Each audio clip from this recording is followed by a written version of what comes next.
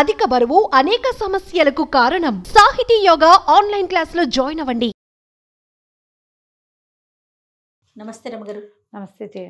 రమగారు, ఏదైనా సరదాగా చిన్నగా ఉండి కథ ఏదైనా చెప్పుకుందామా? ఉల్లికాడల కథ చెప్దాం మనం. ఉల్లికాడలు బాగుందండి పేరు. ఉల్లికాడల పేరు బాగుంది కదా. ఊర్మిళ అని ఒక అమ్మాయి, దానికి చాలా నిదానస్తురాలు, మెతకది, కొంచెం భయస్తురాలు కూడా. అలాంటి ఊర్మిళని చిరంజీవి అని ఒక చిన్న ఉద్యోగస్తుడికి చిరుద్యోగికి ఇచ్చి పెళ్లి చేశారు. లేటెస్ట్ కథ రమగారు. అంతే అయి ఉంటుంది. 60లో రాయబడింది. అప్పుడే పేర్లు బాగున్నాయి, చూసావు ఎంత బాగా పెట్టారు.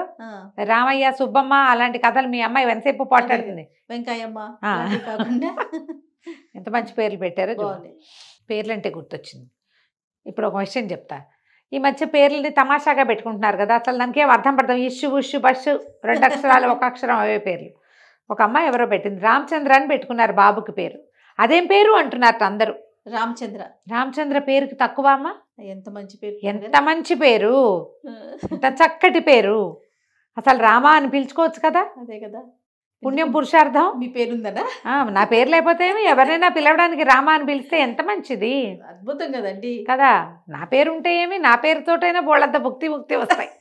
అప్పుడు నాకే రావాలి రమగారు. ఎన్నిసార్లు పిలుస్తాను నేను రమగారు రమగారు రమగారు. మరి నువ్వు సీఈఓ అవ్వలేదు. ఏంటి మీ పేరు పిలిచే? నా పేరు పిలిచి కాదు, నా పేరు పిలవడం వల్ల వచ్చే ప్రయోజనం భగవంతుడి అనుగ్రహంతోనా? లక్ష్మీదేవి అనుగ్రహించింది. నేను థ్యాంక్ యూ సో మచ్. చెప్పలేకపోతాం కదా. అంతే కదండి, భగవంతుని నామస్మరణ అప్పుడు ప్రత్యేకించి పిలవకుండా వ్యక్తుల ద్వారా పిలిచే అవకాశం కదా. అందుకే మనం దేవుడి పేర్లు పెట్టుకుంటాం జయ.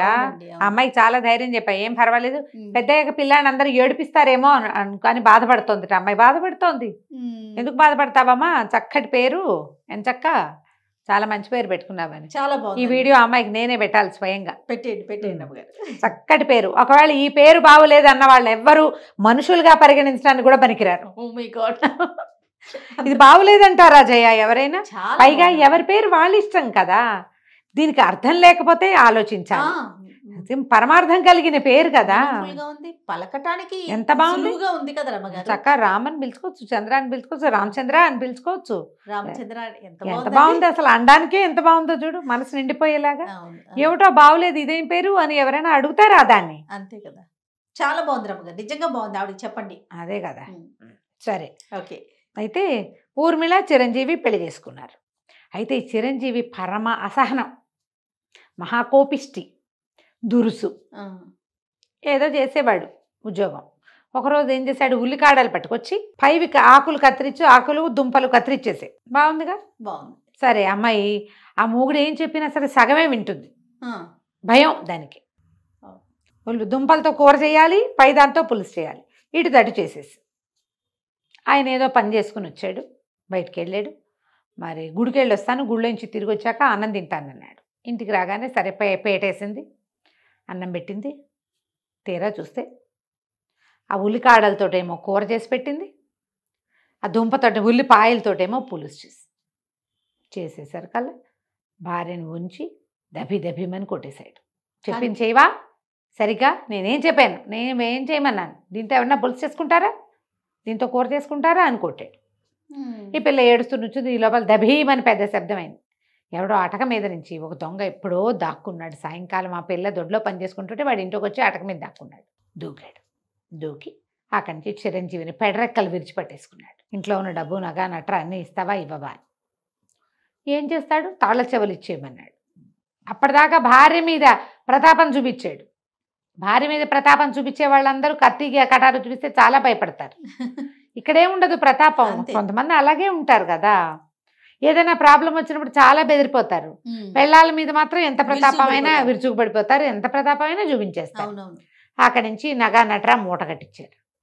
ఏంటి మంచి వాసన వస్తుంది మీ ఇంట్లో, ఏముండింది పెట్టి అన్నం పెట్టించు నాకు అన్నాడు. అనేసరికల్లా కసిరేడు పెళ్ళాను. ఏంటి వాళ్ళు ఆయన అడుగుతుంటే అన్నం పెట్టవా అన్నాడు.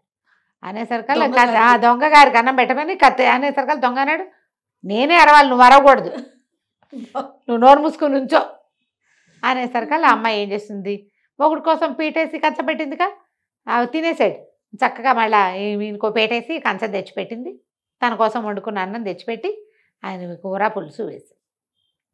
ఎంత బాగుంది, ఎంత బాగుంది, ఆకుకూర కాడలతో కూర చేసుకుంటారా అమ్మాయి, ఎంత బాగా చేసావు అని కూర అన్న అంతా కలుపు తిన్నాడు. అక్కడి నుంచి అసలు ఉల్లిపాయ పులుసు అదిరిపోయిందన్నాడు.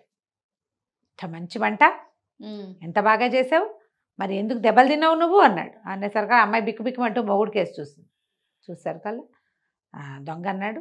నేను అసలు దొంగని ఎందుకయ్యానో తెలుసా నీకు, మా నాన్న తాగుబోతు, మా అమ్మని తెక్కొట్టేవాడు, ఎప్పుడూ కొట్టుకు తెచ్చేవాళ్ళు, అన్నిటికీ కొట్టేవాడు. ఇంట్లో ఉండలేక పారిపోయా, చదువు సంధ్య రాలా నాకు, ఏమీ చేయలేక దొంగయ్యా. ఓకే, నువ్వు ఎంతసేపు గొడవ చేస్తుంటే మీ ఇంట్లో పిల్లలు ఎట్ట బాగుంటారు? మా నాన్న కనుక అంత తాగుబోతు కాకపోయినా, లేదా మా అమ్మని అంత కొట్టకపోయి, తాగినా ఆయన దగ్గర ఆయన తాగి పడుకున్నాడు అనుకో, ఏదో మా రకంగా మేము పోయేవాళ్ళము ఎడగొట్టక. అంతేగా అంతేగా. నువ్వు ఇంటికి వచ్చి రోజు కొట్టి ఆవిడ ఏడ్చి అన్నం వండలేక దెబ్బలు తిన్న ఆవిడ ఏం వండుతుంది? వంట చేయలేదు కదా, ఇంకేం పని చేస్తుంది? ఎట్లా పిల్లల్ని పెంచుతారు అలాంటి తల్లులు? పెంపకం సరిగ్గా లేక నేను దొంగనయ్యాను. నీకేం పోయే కాలం, శుభ్రంగా వండి పెట్టింది కదా, అది కాకపోతే ఇది ఏదైతే ఏమి, మీరు తినడానికి ఏం బాధ, రెండు బాగున్నాయిగా రుచిగా. నేను చెప్పింది చెప్పినట్టు చేయలేదు కాబట్టి రుచిని కూడా గ్రహించని గుణం, కోపం అసహనంతో సాధించేది ఏమీ లేదు కదా. సంసారం పాడు చేసుకోవటం అని బుద్ధులు చెప్పాడు అని చెప్పాడు. నువ్వు పాడు చేసుకుని ఇట్లా చేసావు, ఇట్లా చేస్తున్నావు, రేపొద్దుంది నాలాంటి దొంగకి ఇంకొకటికి తండ్రి అవుతావు నువ్వు. నాలాంటి వాడే మీ ఇంట్లో నుంచి వెళ్ళి ఇంకెవరింటోనో దొంగతనం చేస్తాడు అని చెప్పి, అమ్మాయి ఈ నగా నట్రా తీసుకో, చక్కగా పెట్టావు భోజనం, ఎన్నాళ్ళలో అయింది ఇంత మంచి కూర పులుసు తిను అని మూట కట్టించిన నగలన్నీ ఎత్తి ఊర్మిళ చేతిలో పెట్టాడు. వెళ్ళొస్తానని చీకట్లో కలిసిపోయాడు. అక్కడి నుంచి చిరంజీవి ఏనాడు అమ్మాయిని ఏం అనలేదట. ఎందుకంటే ఇది చూడు ఎంత చిన్న కథ జయ. తండ్రుల తల్లుల దుష్ప్రవర్తన తర్వాత తరాన్ని విపరీతంగా పాడు చేస్తుంది. పెద్ద ఉల్లికాడల మీద కొట్లాడుకోవడం చిన్న విషయంగా మనకు నవ్వుతూ కనిపిస్తుంది, ఇలాగే పోట్లాడుకుంటారు. పెడితే పెట్టావని, పెట్టకపోతే పెట్టలేదని, కాఫీలో పాలు ఎక్కువైనాయని, లేదా డికాక్షన్ తక్కువైందని, టీ పొడి ఎక్కువ వేసావు తక్కువ వేసావని దాని మీద కొట్టుకుంటారు. కొడతారు కూడా జయ, చెయ్యి విసిరేసేస్తారు, ప్రతి దానికి తగాదా పడతారు. తండ్రులే కాదు తల్లులు కూడా చేస్తారు. తల్లులు కూడా పిల్లల్ని ముందు అది పెట్టి తర్వాత ఇది పెట్టాలి, నేను చెప్పాక నేను చెప్పింది చెప్పినట్టు ఎలా చెప్పానో అలాగే చెయ్యి. చాలా మందికి ఉంటుంది ఇలాంటి దుర్గుణం.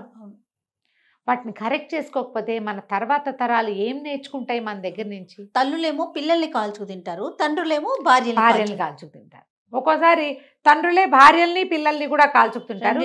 రేర్గా తల్లులు కూడా తండ్రుల్ని కొడుకుల్ని కాల్చుకు తింటారు. వాళ్ళు ఉంటారు. అమ్మో, వాళ్ళు కూడా ఉండి అసలు భర్తకి కొడుక్కి టెర్రర్గా ఉంటుంది తల్లి అంటే. అలాంటి వాళ్ళు చాలా మంది ఉన్నారు. ఈ తరహా వల్ల మనం సాధించేదేం లేదు. అవును, తర్వాత తరాలని పాడు చేసేస్తాం. వాళ్ళు మీ మొహం తప్పించేస్తారు, మీతో ఉండరు, పారిపోతారు. ఒక్కొక్కళ్ళకి ఒక్కో రకంగా ఉంటుంది. ఇతని భార్యకి ఉద్యోగం ఉంది, ఏదో తిండి పెడతాడు, ఎంతసేపు తిడుతుంటే తిండి ఏమి ఎక్కుతుందమ్మా? అంతేగా. ఈ తిట్లు తిట్టే వాళ్ళంతా పద్ధతులు మార్చుకోవాలని చెప్పడానికి ఈ బుజ్జి ఉల్లికాడల కథ చెప్పాం. చాలా బాగుంది రమ్మగారు, సూపర్. నమస్తే. నమస్తే జయ.